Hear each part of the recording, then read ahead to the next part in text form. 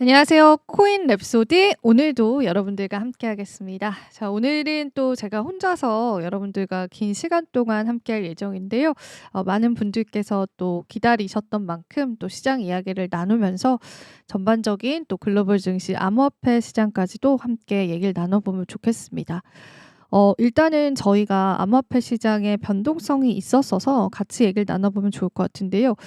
그 비트코인이 82,000달러 선까지 올라왔었는데 이제 지금 다시 소폭 내려왔거든요. 그래서 이제 뉴욕 증시의 흐름이랑 최근에 좀 비슷하게 가고 있긴 한데 약간의 반등 국면을 좀 나타내 주기도 했었어요. 그래서 지금 현재 비트코인은 81,400달러에서 거래가 되고 있는 시점이고요.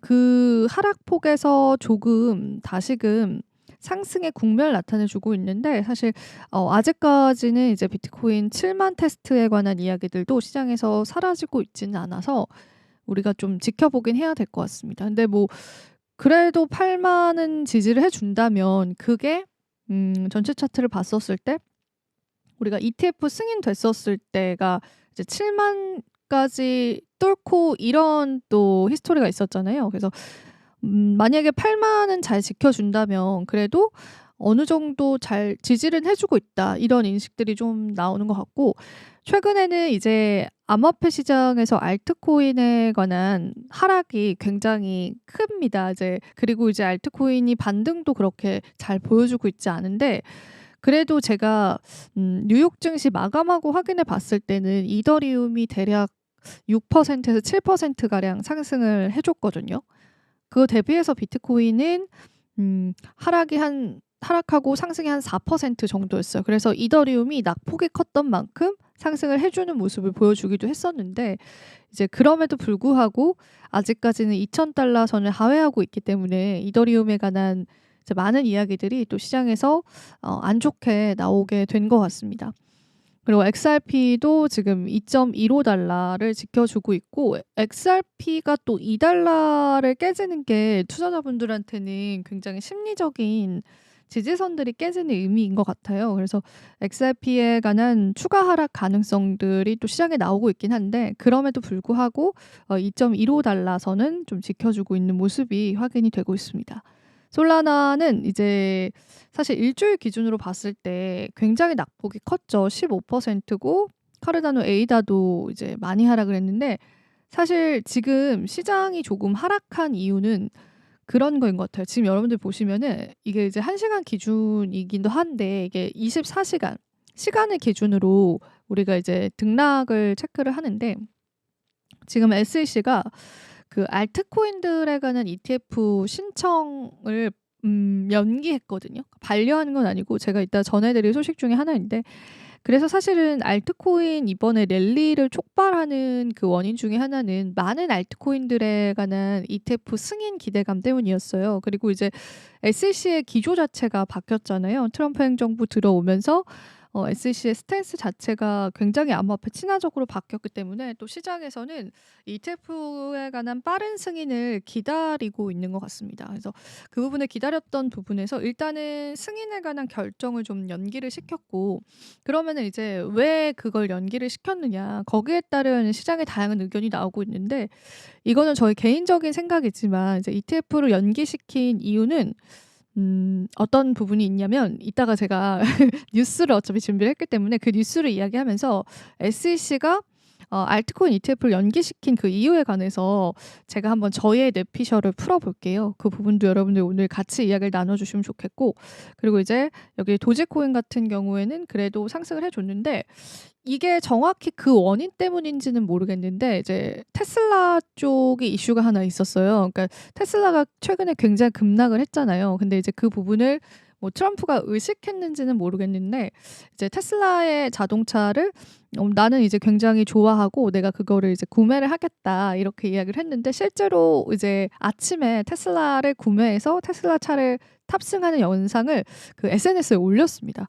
그래서 이게 무슨 일인가 저도 이러면서 지켜보긴 했었는데 이제 그런 영향 때문에 올랐는지는 모르겠는데 일단은 도지는 좀 올라줬고 지금 파이코인이 여러분 시가총액 11위까지 올라왔습니다. 지금 트론을 위협하고 있는 그런 상황이기 때문에 이 파이코인이 생각보다 이제 이게 커뮤니티가 되게 끈끈하더라고요. 그래서 이 파이코인도 이제 밈코인과는 당연히 다른 종류이긴 하지만은 이 도지코인의 시가총액을 좀 위협하고 있는 상황이다. 그렇게 보시면 될 것 같고, 파이코인이 이제 사실상 상장이 됐었을 때도 시장에서 굉장히 많은 펌핑을 했었는데, 이게 만약에 이제 그동안 알트에 관한 주인공이 XRP였다라고 한다면 그다음은 파이코인이 되지 않을까? 요런 또 이야기들도 좀 나오고 있거든요. 그래서 파이코인이 지금 굉장히 빠르게 시가총액 상위로 올라왔다고 보시면 되고, 어느 정도로 강하냐면 오피셜 트럼프보다 시가총액이 상위에 있다라는 게 확인이 될 거예요. 그래서 오피셜 트럼프는 42위로 떨어져서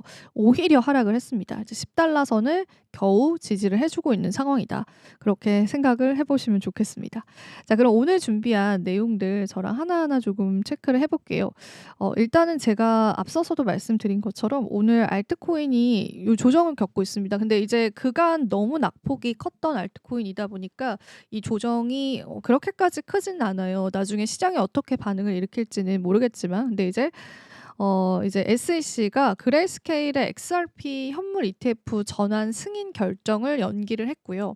그리고 이제 여기 보시면 관련한 자료들이 좀 나와 있는 상황인데, 여기 보시면은 많은 ETF를 조금 반려를 했어요. 솔라나 ETF도 여기 포함이 되어 있고, 그 다음에 이제 멀티 클래스 ETF도 여기 포함이 되어 있죠. 그리고 이제 또 XRP 트러스트 언더 룰 뭐 이렇게 되어 있는 것들도 지금 포함이 되어 있고, 그래서 오늘 아마 여러분들이 하나하나 이제 단락적인 뉴스를 들으셨을 거예요. XRP도 연기됐고요. 에이다도 연기됐고, 기대감이 많이 모아졌었던 라이트코인도 ETF에 관한 결정이 연기가 됐습니다.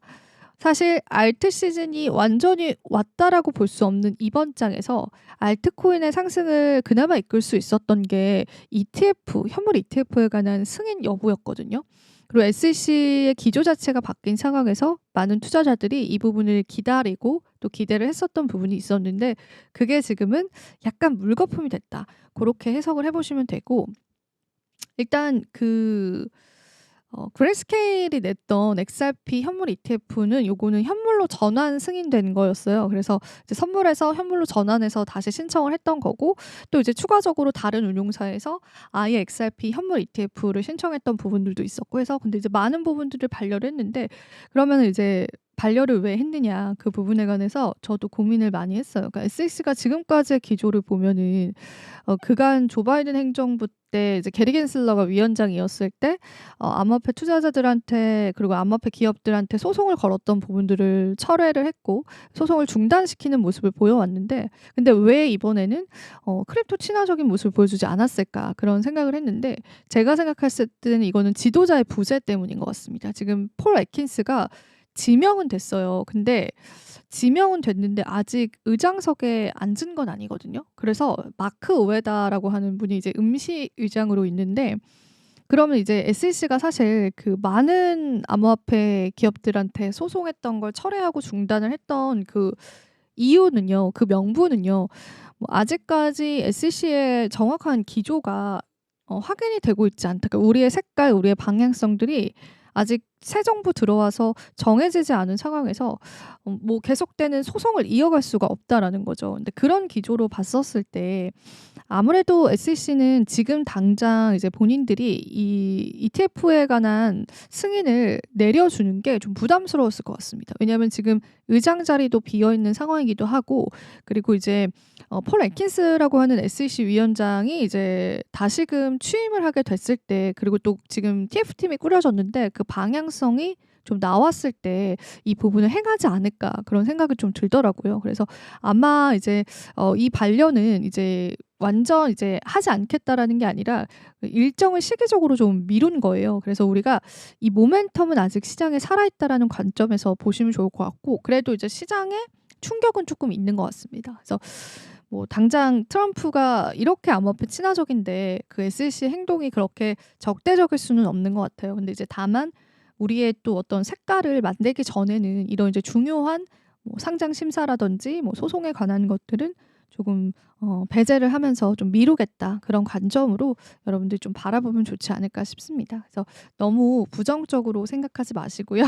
이 부분들을 우리가 같이 지켜보면 좋을 것 같고, 우리 입장에서는 아직까지 시장의 모멘텀이 살아있는 겁니다. 그게 또 승인이 되면 그게 시장의 모멘텀이 될 수 있기 때문에 뭐 지금 당장은 아니지만은 뭐 데드라인들, 제가 이제 데드라인 목록도 예전에 여러분들에게 보여드린 적이 있었는데 그 ETF 승인 여부의 데드라인들이 있어요. 그때까지 SEC가 대답을 해 줘야 되는 그 날들이 있거든요. 근데 실제로 비트코인 현물 ETF 처음에 승인됐을 때 우리가 데드라인이 3월 달이었는데 그 데드라인 전에 1월에 승인을 내줘 버렸어요. 그래서 갑작스럽게 또 시장이 기다리고 있던 호재가 다시금 도래할 수 있다라는 관점에서는 여러분들이 지켜보시는 전략들이 좋을 것 같습니다. 일단은 오늘 또 많은 알트코인에 관한 ETF가 반려된 상황이다. 그렇게 보시면 될 것 같습니다. 자, 그리고 이제 XRP 1,000달러 갈 수 있을까? 이제 전문가가 밝힌 이제 다양한 조건들이 있었는데요.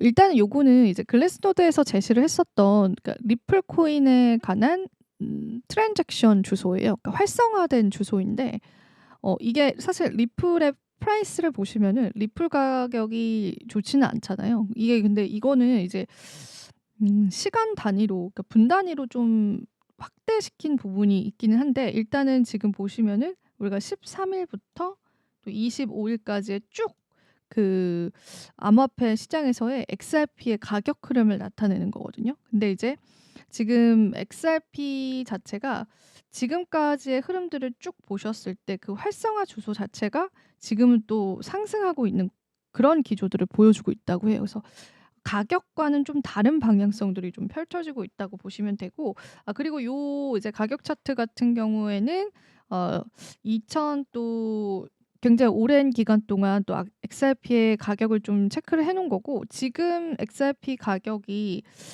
요 정도 선에 와 있잖아요. 그래서 이제 가격 추세 자체는 굉장히 하락을 하고 있는데, 이 활성화 주소는, 그러니까 네트워크 활동량은 굉장히 늘어가고 있다고 하니까요. 그 부분들을 여러분들이 같이 염두를 해 두시면 될 것 같고, 그다음에 이제 XRP 같은 경우에는 또 어떻게 하면은 1,000달러에 갈 수 있냐 이런 이야기가 좀 나오는데, 사실 1,000달러는 너무나 터무니없는 금액이잖아요. 그래서 XRP 관련해서 그 100달러 가능성을 제기를 했는데, 그 분석가는 이렇게 이야기를 했습니다. 이제 XRP가 100달러를 가려면 실제로 이제 XRP 자체가 송금 시스템, XRP 레저라고 하는 그런 기술을 도입을 해서 국제 간의 송금을 굉장히 빠르게 하려고 이제 개발이 됐던 그런 블록체인이잖아요. 근데 이제 그 부분들이 현실화되게 된다면은 더 많은 가치를 부여받을 수 있을 것이다. 그렇게 보고 있고, 그리고 이제 추가적으로 XRP에서 지금 스테이블 코인을 출시를 했잖아요. RLUSD. 이제 그거에 관한 사용량도 좀 많아질 필요가 있다. 그런 가능성들을 좀 제기를 했습니다. 그래서 국제 송금으로 채택되는 부분들에 관한 점유율을 많이 가져가는 것이 향후 XRP에 관한 방향성을 가르는 키가 될 것이다. 그렇게 분석가들은 보고 있다고 보시면 되고요. 그다음에 이제 솔라나 역전 가능성도 같이 이야기를 좀 나눠보겠습니다. 솔라나 같은 경우에는 최근에 그 네트워크 활동 그리고 수수료 가격 이런 게 굉장히 급감이 됐는데, 그 이유 중에 하나는 그만큼 이제 투자자들이 솔라나 코인을 이제 채택하는 일들이 많이 없어졌습니다. 그러니까 투자적으로도 그런데요. 네트워크 상으로도의 활동량도 굉장히 감소했어요. 사실 이제 솔라나가 이 하나의 네트워크다라고 하면은 그 네트워크 기반의 다양한 프로젝트들이 생깁니다. 그중에 대표적인 게 이제 밈코인, 이제 도지코인과 같은 밈코인들이에요. 뭐 밈코인이다라고 한다면 페페코인도 있고, 그다음에 다양한 밈코인이 있죠.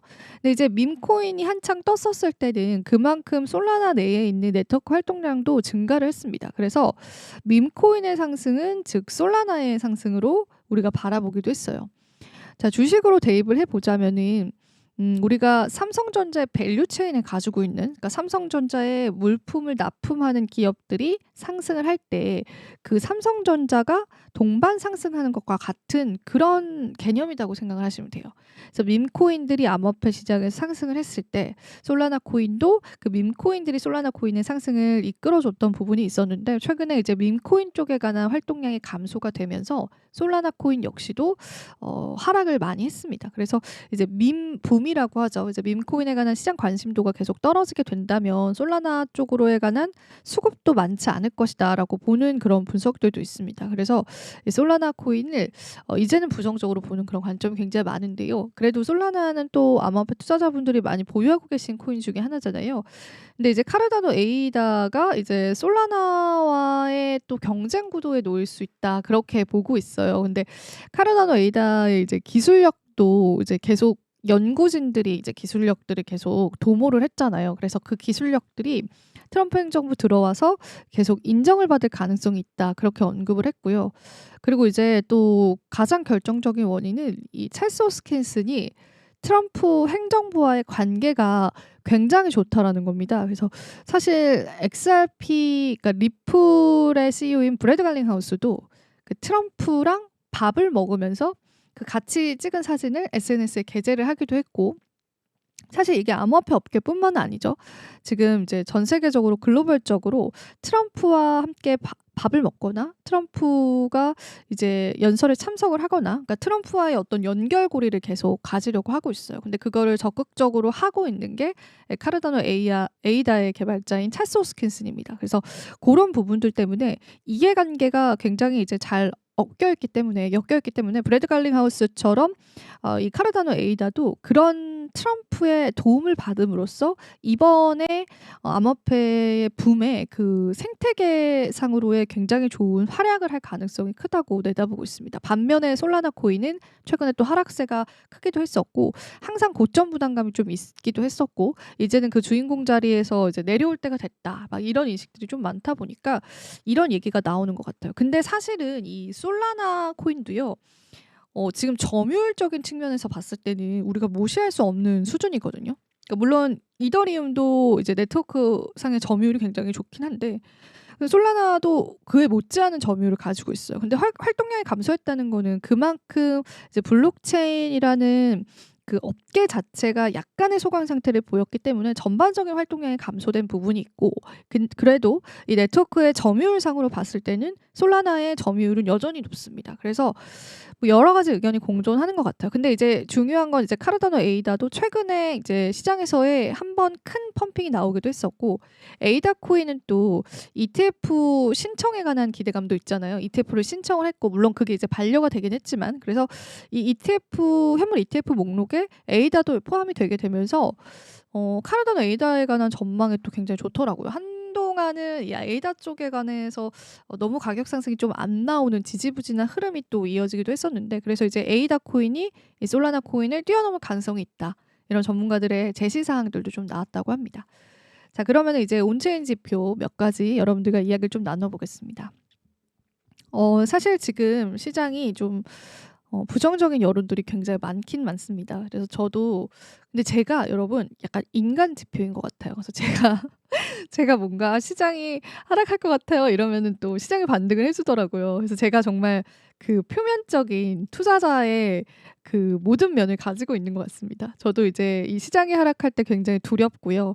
저도 시장이 상승할 때 되게 기쁩니다. 그래서 저도 암호화폐 생태계에 들어온 투자자로서 저 같은 경우에는 지난 불장 좀 직전에 들어온 투자자였었는데 한 번의 불장을 겪었다면 많다면 많고 적다면 적은 건데 한 번의 불장을 겪으면서 그 긴 약세장을 저는 매일 시장을 바라봤었거든요. 근데 이제 제가 정말 인간 지표인 것 같습니다. 근데 최근에 이제 비트코인 좀 반등을 해줬잖아요. 근데 그 이유 중에 하나가 고래들의 활동이 조금 감소했다라는 이야기가 좀 나왔습니다.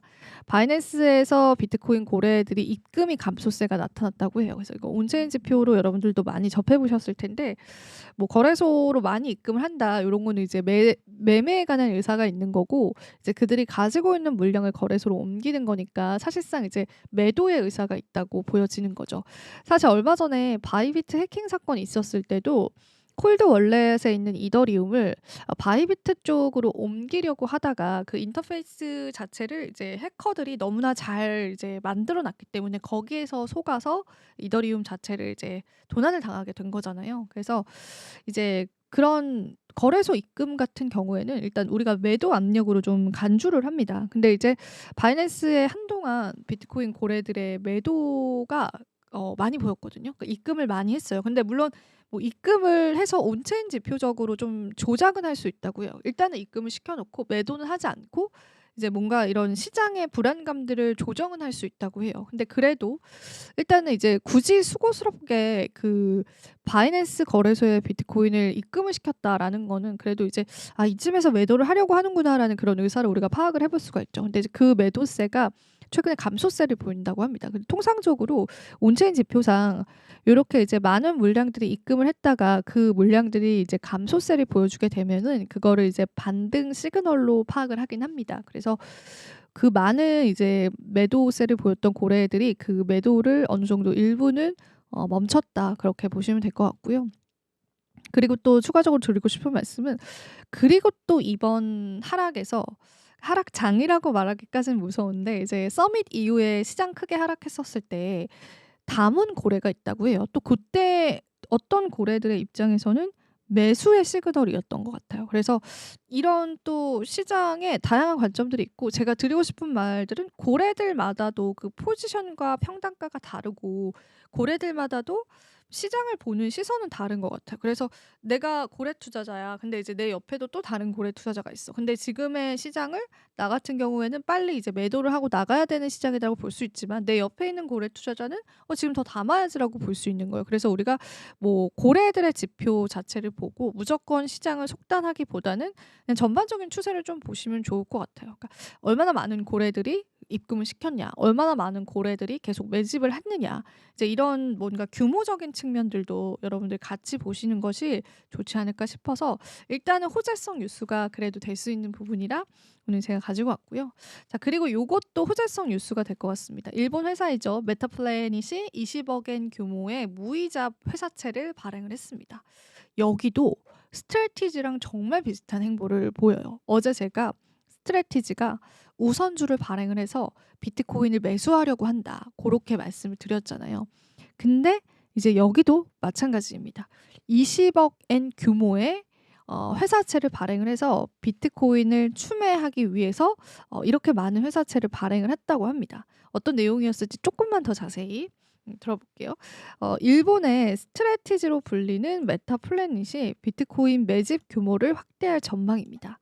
본인의 X를 통해서 추가적인 비트코인 구매를 위해서 20억 엔의 무이자 보통 회사채를 발행했다. 그렇게 또 이야기를 했기 때문에 이제 계속되는 비트코인 매집을 해주는 하나의 기업들이 좀 생겼다.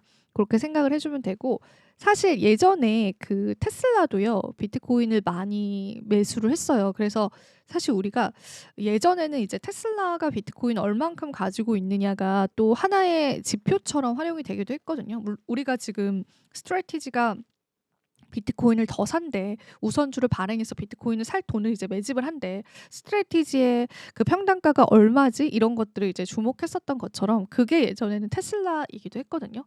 근데 테슬라 같은 경우에는 그 이전 불장쯤에 이제 비트코인의 일부 물량을 매도한 걸로 알고 있습니다. 그래서 거기서 더 추가 매입은 지금은 들려오는 소식이 없어요. 그래서 테슬라 같은 경우에는 이제 비트코인 매집을 통해서 이제 이익을 내는 부분에 관해서는 지금 현재는 좀 발을 뺀 상황이라고 이해를 하시면 될 것 같아요. 그래서 예전에 한때는 테슬라도 비트코인을 이렇게 또 공격적으로 매수했던 적이 있었고요. 그리고 테슬라 같은 경우에는 지금은 이제 보유하고 있는 비트코인 양이 그래도 꽤 돼요. 근데 이제 시장 참여자들은 이거를 얘네가 언제 매도하지? 요런 것들도 좀 주목을 하고 있거든요. 그리고 이제 미국 정부도 일부 이제 압수한 물량을 비축자산으로 포함시키겠다라고 하긴 했지만 그리고 미정부 측에서는 지금 실크로드 사건은 매각에 관해서 법원에 승인이 나와 있는 상황이라서 그 압수된 물량의 많은 물량입니다. 실크로드 사건 때 이제 압수한 물량은 또 시장의 매물로 나올 수 있다라는 그런 또 공급 쇼크에 관한 우려감들도 시장에 같이 있습니다. 그래서 이 기업의 비트코인 보유는 호재였다가 만약에 그걸 매도하게 되면은 악재가 될 수 있는 양날의 검이다. 양극화 되진 않고 이게 양날의 검처럼 두 가지의 의미로 우리가 해석을 해볼 수 있다. 여러분들 그렇게 이해를 해보시면 좋겠습니다. 자, 오늘 또 제가 다양한 암호화폐 시장 뉴스들 같이 여러분들과 나눠봤습니다. 도움이 되셨을까요? 자, 오늘 또 글로벌 시장 자체가 아직까진 불확실성이 있죠. 또 CPI 지표 발표도 앞두고 있기 때문에요. 최근에 암호화폐 시장은 유동성에 많이 움직입니다. 뉴욕 증시와의 상관관계가 좀 있기 때문에 뉴욕 증시도 같이 살펴보시면서 큰 전략들 잡아보시면 좋겠습니다. 자, 오늘 코인 랩소디는요, 여기서 한번 인사드려볼게요. 오늘도 여러분 긴 시간 동안 시청해주셔서 고맙습니다.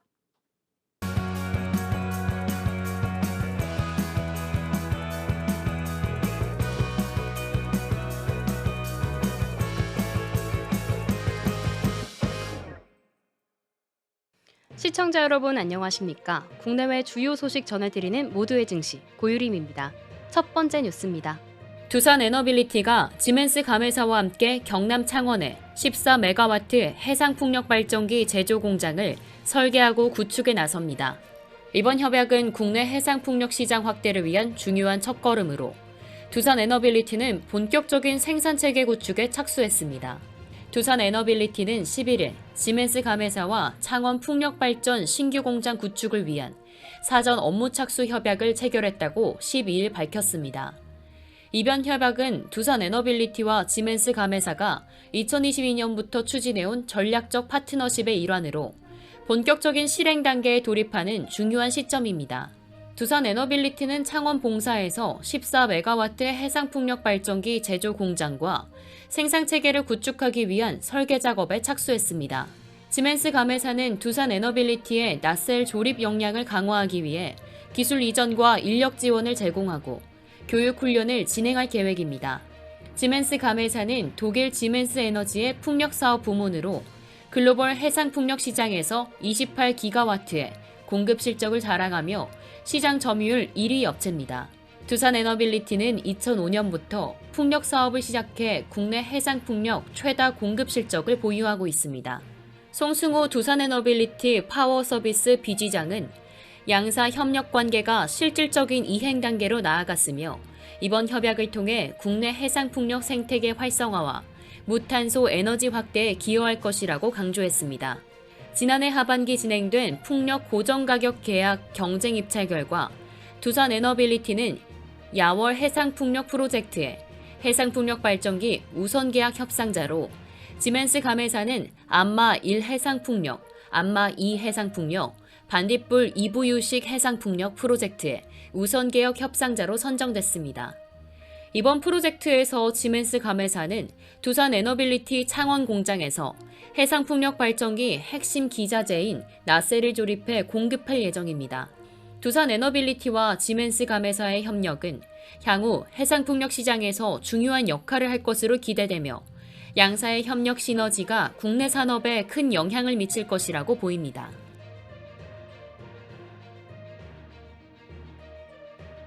국민연금은 올해부터 새로운 자산 배분 체계를 도입하며 자산군에 대한 투자 접근성을 확대할 예정입니다. 서원주 국민연금기금 운용본부장은 11일 기존 포트폴리오 체계의 빠른 안착과 이후 주식과 채권으로의 확대를 차질 없이 이행할 계획이라고 밝혔습니다. 이어 기존 포트폴리오 도입은 급변하는 시장에서 투자하기 어려웠던 신규 자산군에 신속하게 대응할 수 있다는 것을 의미한다고 덧붙였습니다. 기존 포트폴리오는 위험 자산인 주식과 안전 자산인 채권의 조합으로 만든 가상의 포트폴리오입니다. 이를 통해 국민연금은 자산군을 제한 없이 구성할 수 있게 되며 투자 위험과 기대 수익에 맞춰 자산 배분을 유연하게 조정할 수 있게 됩니다. 기존의 투자 체계에서는 국내 및 해외 주식과 채권, 대체 투자 등 미리 정해진 7개 자산군에 대해서만 투자할 수 있었으나 기존 포트폴리오 도입으로 보다 폭넓은 자산군에 대한 투자가 가능해졌습니다. 국민연금은 우선 대체 투자의 기존 포트폴리오를 적용하고 이를 주식과 채권으로 확대할 예정입니다. 서 본부장은 국민연금 기금 규모가 크게 확대됨에 따라 운용 방식에 대한 혁신이 필요하다고 강조했습니다. 지난해 국민연금은 역대 최고인 15%의 운용 수익률을 달성하며 약 160조 원의 수익을 올렸습니다. 국민연금 기금은 1212조 9천억 원으로 확대됐으며 2015년 대비 9년 만에 2배 이상 증가했습니다. 서 본부장은 운용 수익률 15%는 해외 주요 연기금들과 비교해도 높은 수준이라며 작년 수익금 160조 원은 700만 연금 수급자에게 지급하는 연금액의 약 4배에 달한다고 설명했습니다. 서 본부장은 단기간의 성과에 안주하지 않고 국민의 노후를 책임지는 사명감을 가지고 의사결정, 체계, 운용, 조직 등 전반적인 분야에 대한 개선을 검토할 계획이라고 전했습니다. 국민연금의 기준 포트폴리오 도입은 향후 더욱 효과적인 자산 운용과 안정적인 노후 준비를 위한 중요한 변화로 보입니다.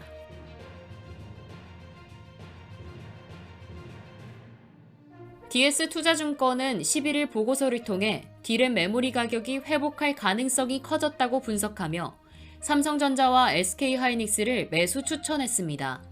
이수림연구원은 2월 DDR5 16GB 칩 고정 가격이 전월 대비 1.3% 반등에 성공했다며 모듈 가격과 칩 가격의 시차 반영을 고려할 때 가격 반등 가능성이 더욱 커졌다고 설명했습니다. 또한 이 연구원은 미국과 중국의 클라우드 서비스 업체에서 탑재 서버 주문이 계속 증가하고 있다고 덧붙였습니다. 지난해 4분기부터 CSP와 서버 OEM의 서버 D램 재고 주수가 줄어들면서 올해 하반기에는 서버용 DDR5 수요가 더욱 증가할 것으로 예상되고 있습니다. AMD, 인텔, 엔비디아의 신제품 출시가 서버용 DDR5 수요를 촉진할 전망입니다. 이 연구원은 AMD의 CPU 튜리는 올해 2분기 양산을 시작하며 인텔의 그래나이트 래피드 CPU도 2분기 출시 예정이라며 엔비디아는 6월 이후 B300, GB300 GPU를 출시할 계획이라고 내다봤습니다. 중국의 고효율 인공지능 딥시크의 등장과 함께 중국 CSP의 AI 서버 인프라 구축 확대도 메모리 수요를 견인할 것으로 보입니다. 이에 따라 DDR5 칩 가격 반등이 D램 전반의 가격 회복으로 이어질 가능성이 높다고 분석하고 있습니다. 한편 삼성전자와 SK하이닉스는 최근 공급 과잉을 이유로 낸드 생산을 줄였으며 이에 따라 시장 상황이 바닥에 근접했다고 시장 조사기관 트렌드포스는 평가했습니다.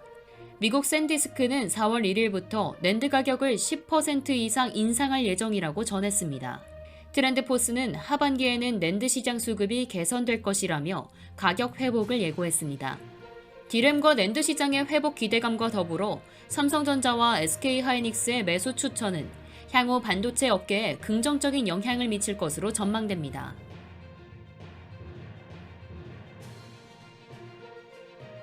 HD현대중공업이 12일 미국 차세대 소열 모듈 원자로 기업인 테라파워와 나트륨 원자로 상업화를 위한 제조 공급망 확장 전략적 협약을 체결했다고 발표했습니다. 협약식에서는 정기선 HD현대 수석 부회장과 빌 게이츠 테라파워 창업자가 직접 참석했습니다. 양사는 HD현대의 생산 기술력과 테라파워의 첨단 SMR 기술을 결합해 나트륨 원자로 공급 능력을 확대하고 본격적인 상업화에 나서기로 했습니다. 나트륨 원자로는 테라파워에서 개발한 4세대 소듐 냉각 고속로로 고속 중성자를 핵 분열시켜 발생한 열을 액체 나트륨으로 냉각해 전기를 생산하는 방식입니다. 나트륨 원자로는 SMR 중에서도 안정성이 뛰어나고 기술 완성도가 높으며 기존 원자로보다 핵 폐기물 용량이 약 40% 적은 특징을 갖고 있습니다.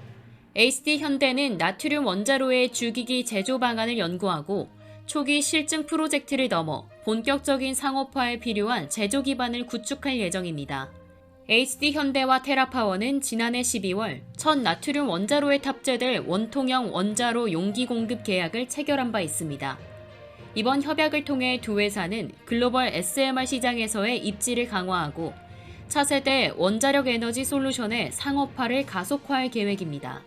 원광식 HD현대중공업 해양에너지 사업본부장은 HD현대의 폭넓은 제조 경험과 앞선 기술력이 나트륨 원자로 상업화 기반 구축에 중요한 역할을 할 것이라며 글로벌 SMR 시장에서 새로운 성장 기회를 만들어 나갈 것이라고 전했습니다.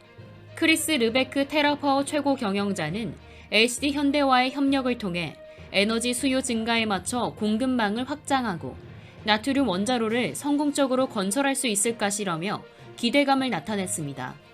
ACD 현대와 테라파워의 협력은 차세대 원자력 에너지의 상업화와 SMR 시장 확장을 가속화할 중요한 발판이 될 것이라고 예상됩니다.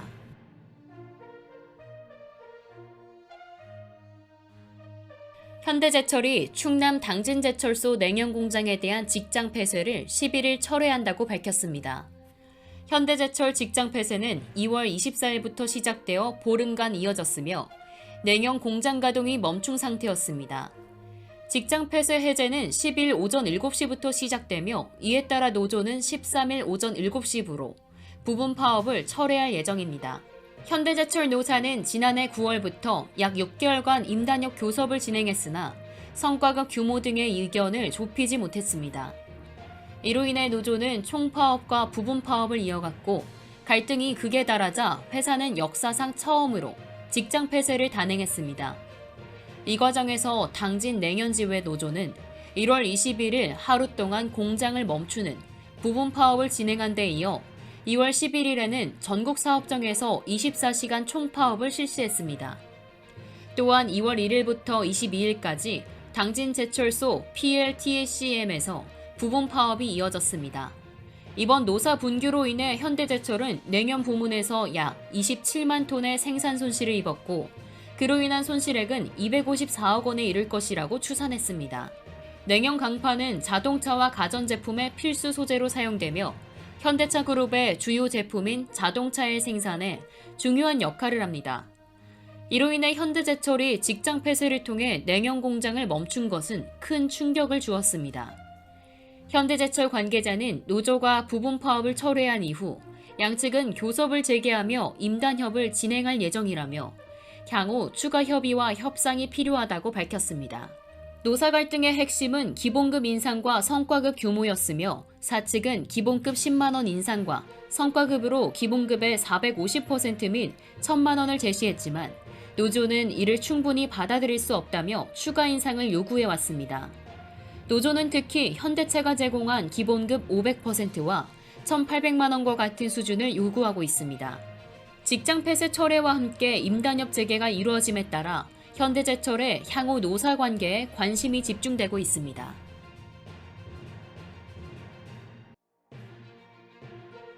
삼성전자가 신사업 발굴을 위한 조직을 상설화하며 대형 인수합병에 속도를 낼 것으로 예상됩니다. 3년 만에 신사업 TF를 팀으로 격상시키며 향후 M&A 전략에도 변화를 예고하고 있습니다. 삼성전자는 12일 가전 모바일 사업을 담당하는 디바이스 경험 부문에서 신사업 TF를 신사업팀으로 상설화했다고 발표했습니다. 2022년 한종희 삼성전자 부회장 직속으로 설립된 이후 3년 만에 상설 조직으로 변화한 것입니다. 신사업팀은 DX 부문 비즈니스 개발 그룹장과 신사업 TF장을 겸했던 백종수 부사장이 총괄합니다. 그동안 신사업 TF는 삼성전자의 신사업 발굴을 위한 전략적 기초를 마련해왔습니다. 이번 상설화로 삼성전자의 대형 M&A에도 가속이 붙을 것으로 예상됩니다. 삼성전자는 2016년 미국 전장기업 하만을 80억 달러에 인수했으나 그 이후에는 대형 M&A 성과를 내지 못하고 있습니다. 최근 몇 년간 레인보우 로보틱스와 AI 스타트업, 영국 옥스퍼드 시멘틱 테크놀로지 인수에 그쳤습니다. 2021년 삼성전자는 향후 3년 내 의미 있는 M&A를 추진할 계획을 밝혔지만 아직까지 큰 성과는 나타나지 않았습니다. 한종희 부회장은 올해 1월 CES에서 M&A가 어려워지고 있는 현실을 언급하며 AI, 로봇, 메디테크, 공조 분야에서 계속 M&A를 시도할 것이라고 밝혔습니다. 삼성전자는 다양한 미래사업 관련 조직을 운영하고 있으며 2023년 출범한 미래사업기획단은 전영현 부회장과 경계현 고문을 포함해 고한승 사장이 이끌고 있습니다.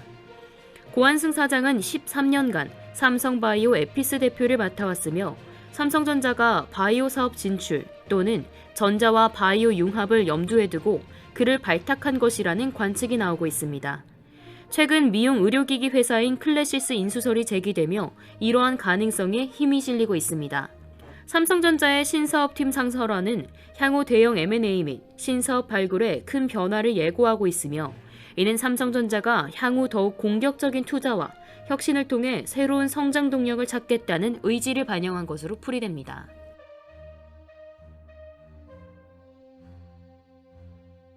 KB증권이 한화 에어로스페이스의 호실적 지속을 전망했습니다. KB증권은 13일 한화 에어로스페이스의 올해 실적 전망을 상향 조정하며 목표 주가를 83만 원으로 올렸습니다. 이는 기존 목표 주가인 60만 원에서 약 38% 상승한 수치입니다. 전날 한화 에어로스페이스의 종가는 66만 5천 원이었으며 목표 주가는 여전히 추가 상승 여력이 충분하다고 평가되고 있습니다.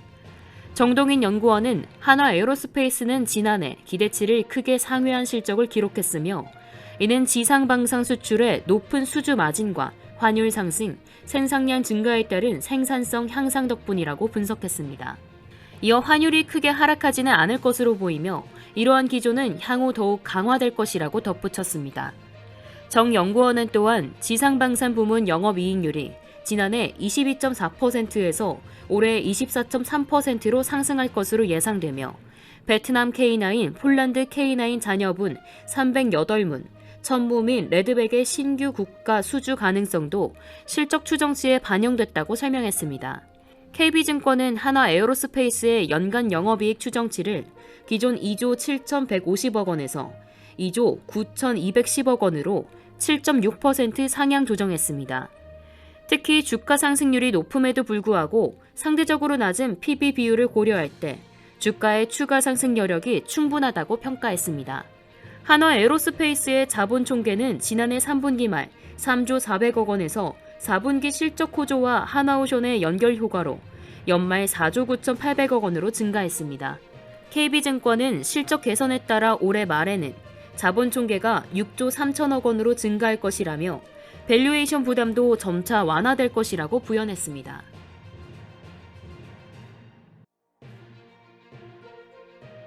반도체 업황 회복의 기대감 속에서 SK하이닉스의 주가가 급등했습니다. 외국인과 기관 투자자들이 하루 만에 약 3천억 원을 사들였고 이들의 매수세에 힘입어 SK하이닉스는 반등에 성공하며 목표 주가를 상향 조정했습니다. SK하이닉스의 주가는 13일 전일 대비 5.91% 상승한 19만 8,900원의 거래를 마쳤습니다. 장중에는 19만 9,350원까지 치솟았습니다. SK하이닉스는 5거래일 만에 큰 폭으로 반등에 성공했습니다. 코스피 지수 상승률을 크게 웃도는 상승률을 기록한 것입니다. 외국인, 연기금, 기관 등 주요 투자 주체들이 모두 매수에 나섰습니다. 외국인은 1,457억 원어치를, 기관과 연기금은 각각 1,072억 원, 374억 원씩 SK하이닉스를 사들였습니다. 이들의 순매수 규모를 모두 합하면 2,903억 원으로 하루 만에 약 3천억 원 규모의 매수세가 유입된 것입니다. 디램의 수요 회복이 예상보다 빠르게 진행되고 있다는 분석이 나오며 SK하이닉스의 주가 상승에 긍정적인 영향을 미쳤습니다. 중국의 인공지능 모델 개발 수요가 빠르게 늘어나고 있으며 중국 정부의 2구 환신 정책도 전자기기 교체 수요를 촉진하고 있습니다. 디램 재고가 빠르게 소진될 것으로 예상되며 디램 가격 하락이 당초 예상보다 뒤로 밀려 2분기부터 가격 안정화가 이루어질 것으로 보입니다. 이에 따라 SK하이닉스의 주가는 더욱 상승할 것으로 예상됩니다. 또한 SK하이닉스는 경쟁사 대비 우위를 점하고 있는 고대역폭 메모리 경쟁력 덕분에 주가 상승을 이어가고 있습니다. 하나투자증권은 SK하이닉스의 1분기 실적이 시장 기대에 부합할 것으로 보이며 올해 전반적인 영업이익 기대치를 상향 조정했습니다. 1분기 예상 실적은 매출 16조 5천억 원, 영업이익 6조 2천억 원으로 전망되며 올해 영업이익 추정치는 26조 5천억 원에서 30조 8천억 원으로 상향됐습니다. 이에 따라 SK하이닉스의 목표 주가는 기존 25만 원에서 29만 원으로 상향 조정됐습니다. 김광진 하나투자증권 연구원은 SK하이닉스의 HBM 시장 주도권을 확보하며 내년 HBM 출하량이 올해 대비 50% 이상 성장할 것으로 기대한다고 전망했습니다. 반도체 시장 회복과 디램 수요 증가로 SK하이닉스의 실적과 주가는 긍정적인 흐름을 이어갈 것으로 보입니다.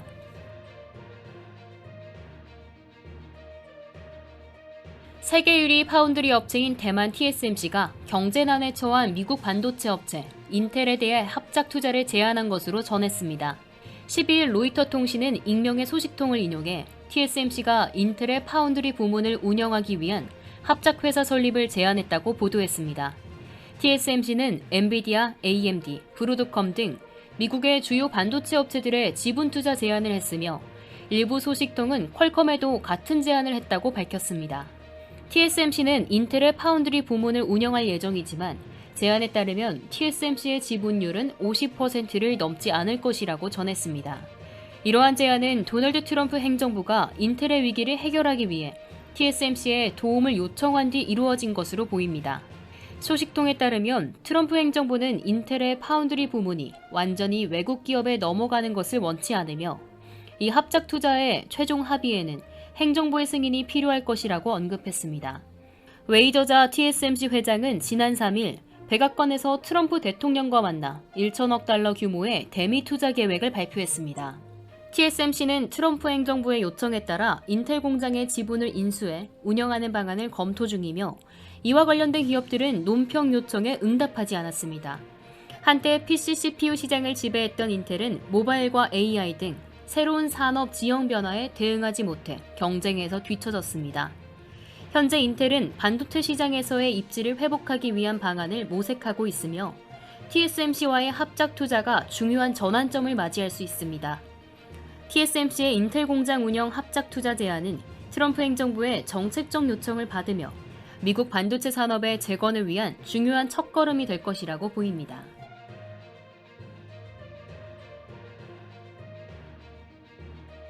두산에너빌리티가 사우디아라비아에서 2조 2천억 원 규모의 가스복합 발전소 건설 공사 계약을 체결했습니다. 이는 중동 지역의 에너지 수요 증가에 대응하는 중요한 프로젝트로 두산에너빌리티의 건설 기술력과 경쟁력을 국제 무대에서 다시 한번 입증하는 계기가 될 것이라고 보입니다. 두산에너빌리티는 13일 한국전력공사 컨소시엄과 함께 사우디 루마1, 나이리아1 가스복합 발전소 건설공사 계약을 체결했다고 밝혔습니다. 이 프로젝트는 한국전력공사, 사우디전력공사, 사우디 최대 민자발전사인 ACWA 파워가 포함된 컨소시엄이 주도하는 대규모 사업입니다. 루마1, 나이리아1 프로젝트는 사우디 리야드에서 각각 80km, 470km 떨어진 지역에 1800메가와트급 가스 복합 발전기를 한 기씩 건설하는 사업입니다. 이 프로젝트는 사우디아라비아의 전력 수요 증가에 대응하기 위한 중요한 발전소 건설로 향후 25년간 안정적인 전력 공급을 목표로 하고 있습니다. 사우디아라비아는 최근 전력 수요가 꾸준히 증가하고 있으며 시장 조사기관 모르도르 인텔리전스에 따르면 사우디의 전력 설비 규모는 2030년까지 123.2기가와트로 늘어날 전망입니다. 이는 매년 6기가와트급 발전소가 증설되는 것을 의미합니다. 이현호 두산에너빌리티 플랜트 EPC 비즈니스 그룹장은 이번 계약은 중동 지역의 에너지 수요 증가에 맞물려 두산에너빌리티의 건설 수행 기술과 경쟁력을 국제 무대에서 다시 한번 입증한 사례라며 사우디아라비아 내 안정적인 전력 공급을 위해 최선을 다하겠다고 전했습니다. 두산에너빌리티는 이번 계약을 통해 중동 지역에서의 입지를 더욱 확대할 것으로 예상됩니다.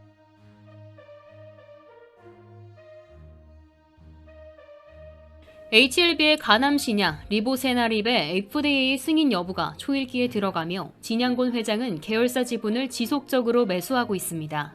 이는 신약 승인을 확신하며 향후 성과를 대비한 전략적 움직임으로 해석되고 있습니다. 12일 금융투자업계에 따르면 HLB그룹 진양곤 회장은 최근 몇 달간 자사의 계열사 주식을 적극적으로 매입하고 있습니다. 지난해 11월부터 시작된 매수는 올해에도 이어지며 특히 FDA 승인을 앞두고 그 속도가 더해졌습니다. 진 회장은 HLB 바이오스텝, HLB 제넥스, HLB 이노베이션 등의 주식을 대량으로 매입하며 현재까지 약 40만 주 이상의 지분을 확보한 것으로 알려졌습니다. 진 회장의 이러한 매입은 HLB의 가남 신약, 리보세라립의 FDA 승인을 염두에 두고 이뤄진 것으로 해석됩니다. HLB는 자사 신약과 중국 파트너사 항서제약의 면역 항암제, 캄렐리주마 병용요법을 가남 1차 치료제로 허가받기 위해 지난 5월 FDA 승인을 기대했으나 제조 공정 문제로 보완 요청을 받은 바 있습니다. 현재 제도전이 진행 중이며 FDA는 오는 20일까지 승인 여부를 결정해야 합니다.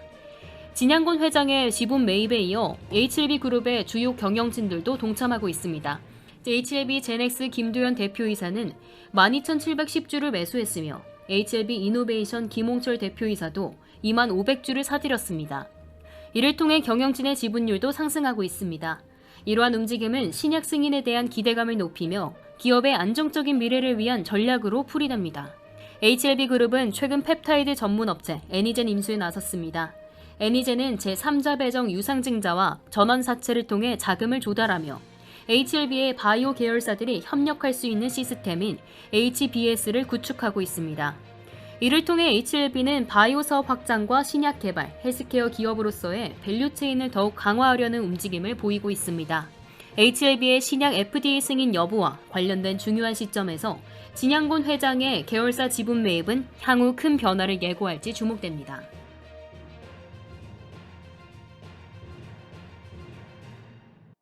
이상으로 모두의 증시 마칩니다.